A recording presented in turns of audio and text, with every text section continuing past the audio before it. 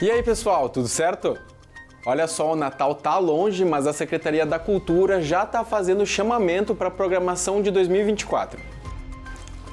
A Secretaria Municipal de Cultura e a Unidade de Artes Cênicas estão realizando chamamento para artistas, grupos e coletivos interessados em participar dos cortejos natalinos itinerantes para compor a programação deste ano.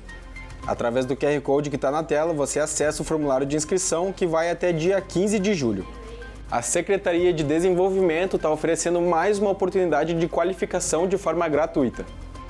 A turma 7 do curso de LID e Metrologia está com inscrições abertas. As aulas ocorrem de 15 a 26 de julho, das 5h30 da tarde às 9h30 da noite. Você confere o formulário de inscrição através do QR Code que aparece na tela. O curso de 40 horas é voltado para pessoas acima de 16 anos, desempregadas ou subocupadas e tem a possibilidade de inserção direta ao mercado de trabalho. E o Hemocentro de Caxias está precisando de doações. Os últimos números divulgados pelo Hemoc são críticos. Há apenas 2 bolsas de sangue do tipo O negativo, enquanto o ideal seriam pelo menos 30.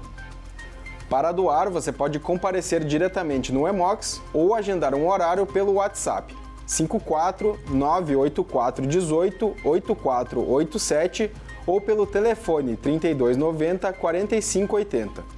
O Hemocentro fica na rua Ernesto Alves, número 2260, ao lado da UPA Central. O Direto de hoje é isso, pessoal. Um abraço e até a próxima.